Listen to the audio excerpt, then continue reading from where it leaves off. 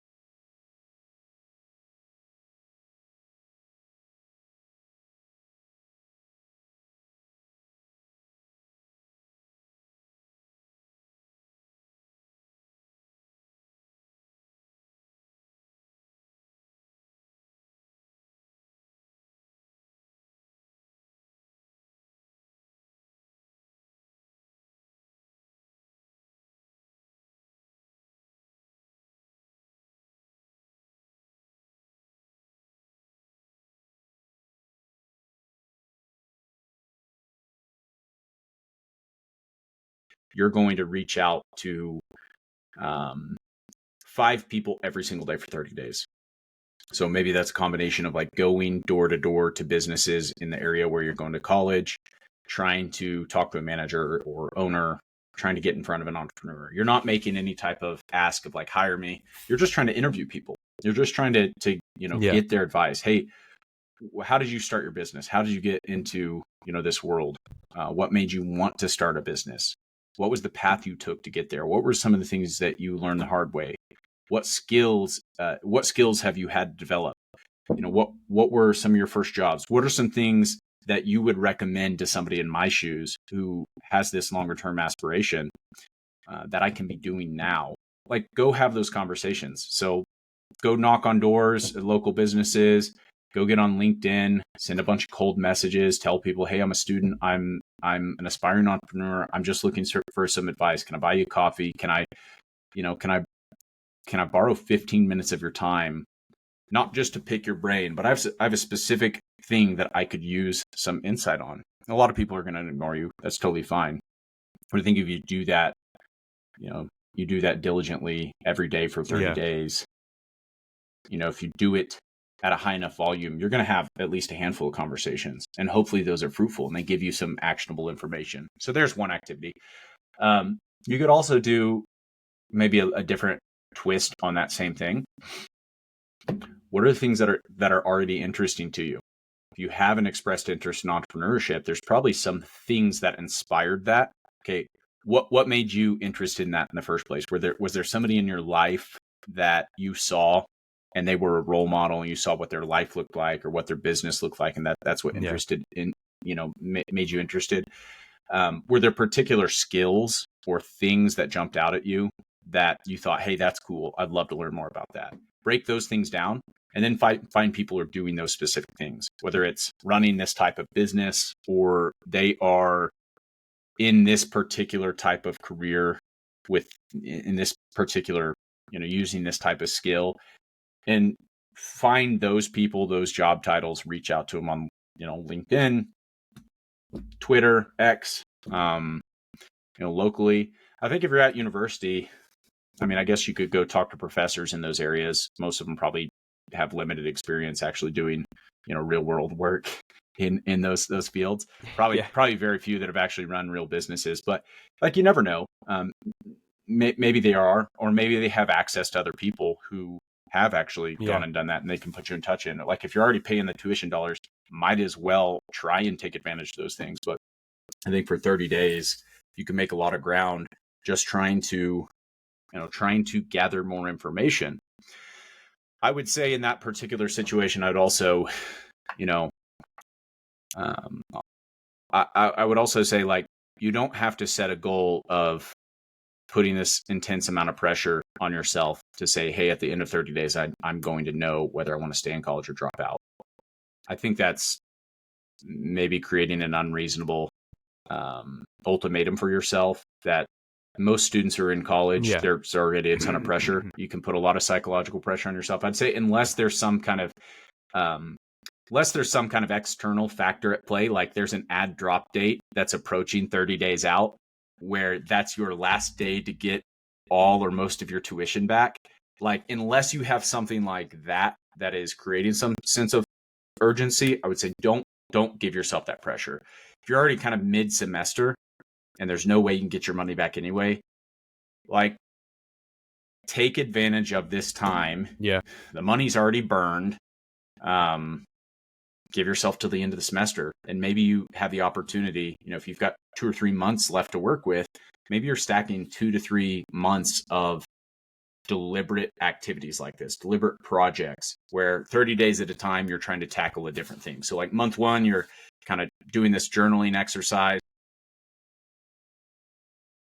learn, or kind of reflecting on that, and then you're using that to create a plan for the next month. Maybe in month 1, you find, hey, this person, here's the path that they took, and here's some skills that they built, and that really fired me up. I want to learn more about that. So month 2, I'm going to spend 30 days diving deeper into this particular skill, how people break into this career path, what things I can begin doing to familiarize myself with that career path, maybe some online courses that I can take.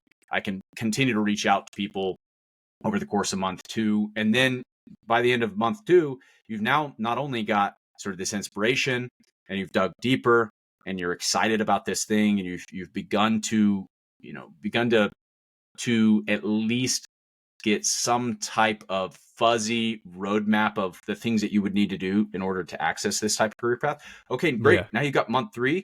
Now you're going to focus on building a roadmap to that. And you can sort of extend the time frame for asking that bigger question of, okay, I'm in college.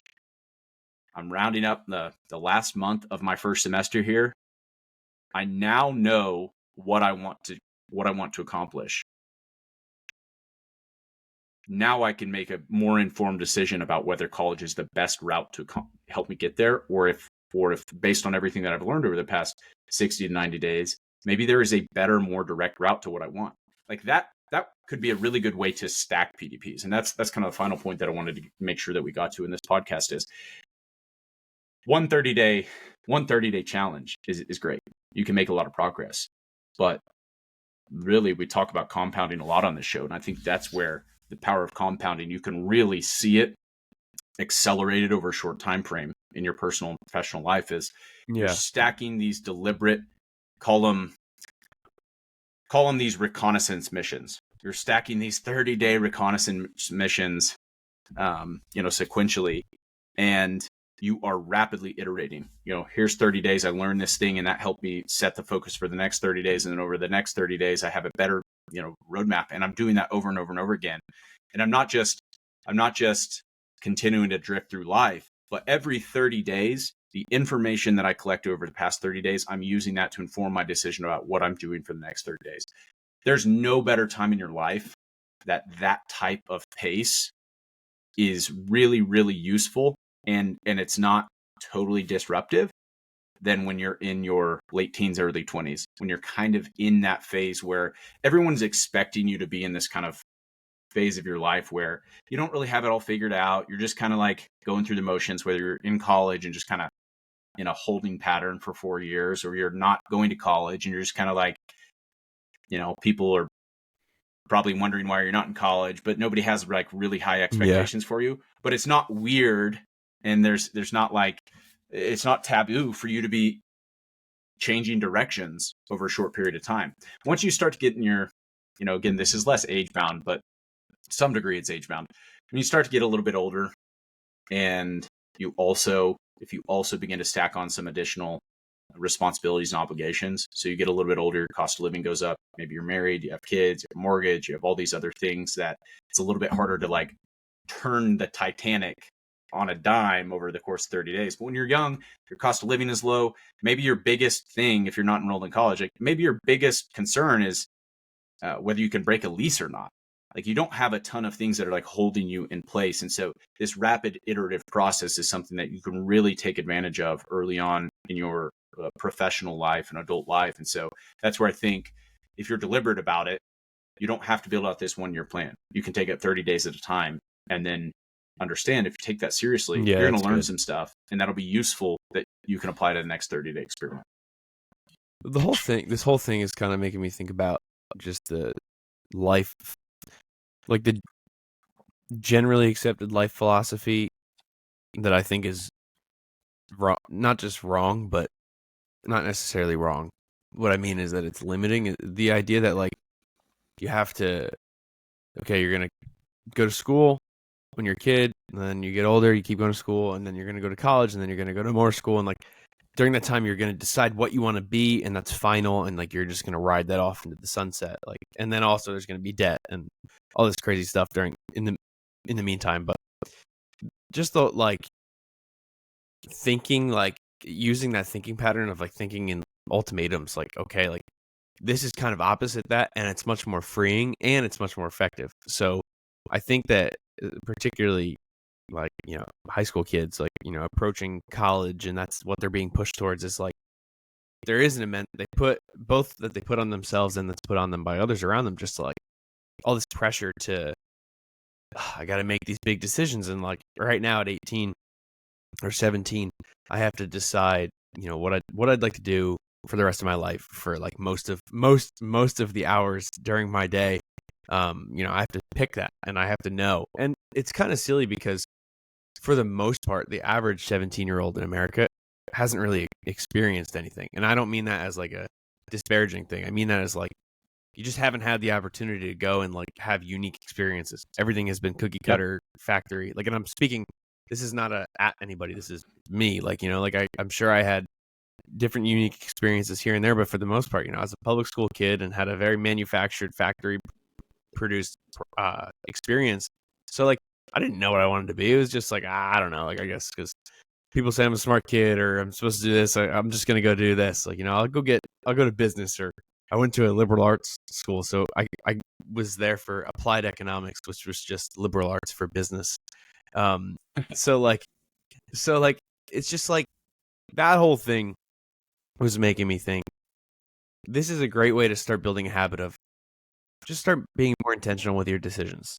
And that way you could be excited about what you're doing. You don't feel like you have to make these huge, crazy long, like you can make a decision to do something that at the end of the 30 days, like, the result of that decision, and then you can make a new one. It's kind of like, I think it's a really great way to start building that thought process of hey, like you haven't even had the opportunity, like you haven't even gotten the chance to have like these great experiences where you can know what makes sense for you, what you're excited about. This is a great way to start doing that no matter what like life situation you're in. So I think this is really cool, and I think somebody could take this and implement it right away. Totally.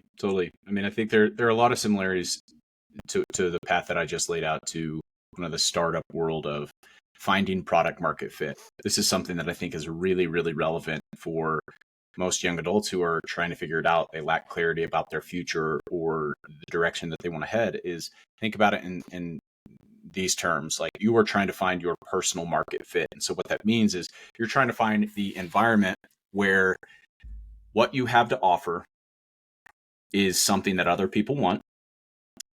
It's something that you are reasonably good at and reasonably enjoy, or at bare minimum, it's tolerable for you. You don't hate it. So something that you're reasonably good at, somewhat enjoy, or find fulfillment from, and other people want.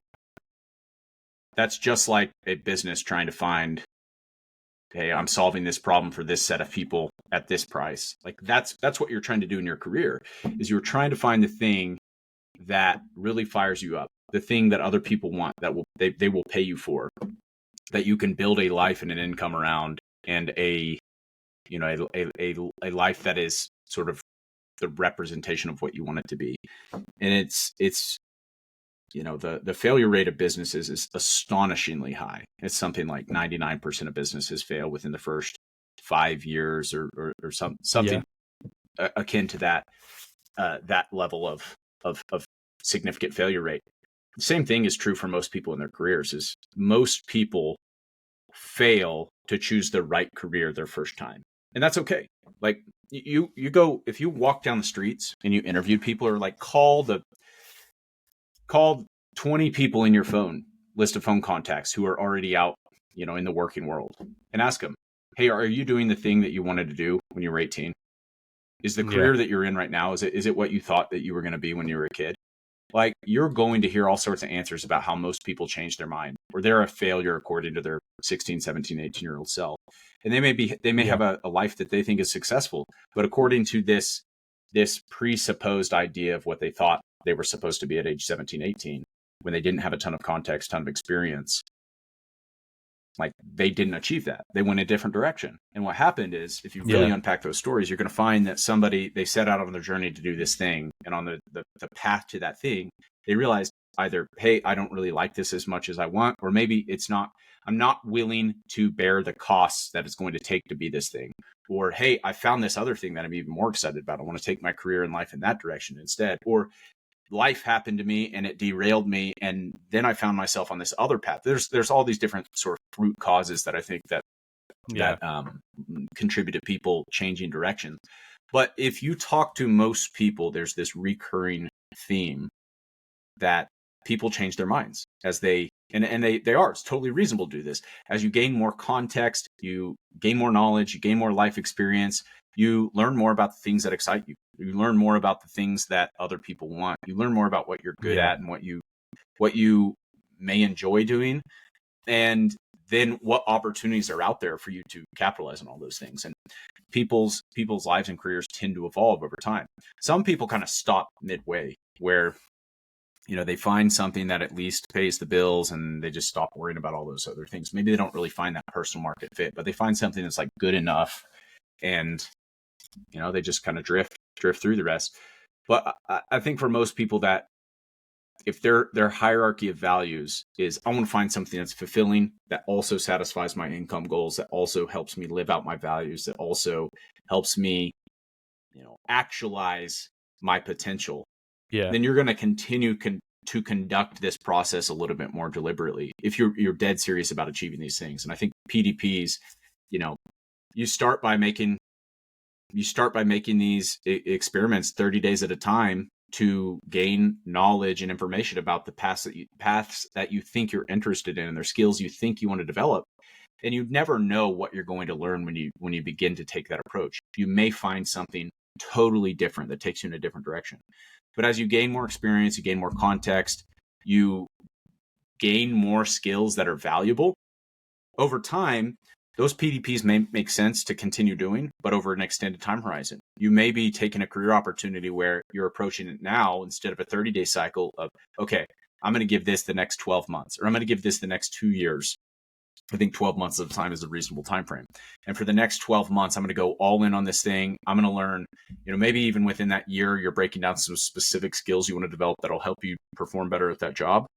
Yeah. But you're extending the timeline of your experiment now because you have pretty high conviction that that's the thing that you want to do. And at the end of that year, you're kind of making that same assessment and reevaluation. You're reflecting back on how you spent the past year. Am I still excited about the work that I'm doing? Am I proud of the output? Do I feel like I'm doing my best work? Do I feel like I'm growing? Do I feel like my skills are getting better? Do I feel like my network is improving? Do I feel like my life is more of what I wanted to be this year than it was 12 months ago? And you're making that same decision. Do I continue down this path, or do I take a detour and I go do the next thing? You don't always have to know what that next thing is. But again, PDPs, it's not just about this 30-day project. I really think that it is a foundational framework for how to make progress in your life when you're maybe unsatisfied about a particular dimension. Yeah, it's really good. I imagine it's got a ton of use cases even outside of like everything we've talked about, like outside of finance or career or just like, life direction. Like you could probably make it work for, like, heck, you could probably make it work for like relationships. Like, okay, wife, like, let's sit down and do a PDP for like where we're going, like where our marriage is going. Like, I'm sure, Mitchell, you could probably you could turn PDPs into a counseling business. Like, we do all kinds of counseling over here. We do marriage counseling, financial consulting. It probably works. Yeah, it's not really my bread and butter here, but I mean, yeah, applied to relationships, you could do something like, hey, we're gonna focus on improving our communication over the next 30 days. We're gonna focus on making decisions as a team over the next 30 days. We're gonna focus on being deliberate about spending more quality time together over the next 30 days. Like any number of the sun. Like, I'm not telling you, hey, here's the specific rules. What I'm telling you is if you are curious, you're deliberate about making progress, and you're intentional, like, you can sit down and in probably 30 to 45 minutes, you can come up with some really good ideas about things that you could probably do, and equally things that you could stop doing over the next 30 days to improve your circumstances along a specific dimension in your life. Yeah. This is really great. I don't have any more like specific questions about it. I'd like to implement it, actually. Like, I'd like to just apply this to my finances at the very least. But so unless you had anything else to close, I think this was really solid. I'm excited to watch it back and use it. Yeah, thanks everybody for listening. We'll be back again soon with more on all sorts of topics related to personal, professional development for the young adult, young professional. If you enjoyed this episode, leave a comment below, shoot us an email, playbook@Discover Praxis, subscribe and follow along, or email us if you have future topic ideas. But as always, it's a pleasure. and we look forward to sharing. We look forward to sharing more again with you soon.